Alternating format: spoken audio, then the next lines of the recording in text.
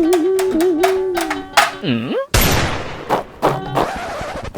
सासूबाई. काय ग काय झालं एवढं तंतनायला? काय झाले म्हणून काय विचारतायसा? मी फक्त माझ्या सासूचा स्वयंपाक करणार, तुमच्या सासूचा स्वयंपाक तुमचं तुम्ही करा. अगं त्यांचा त्रास मला पण आहे, याच्यावर काहीतरी उपाय काढते. चल हो आई, घर आता आमच्या नावावर झालेलं आहे. बॅग घ्या आणि बाहेर जावा.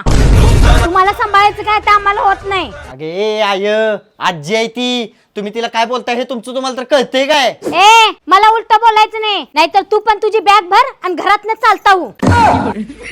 एकदा सांगितलेलं कळत नाही वाटतं. चला निघा.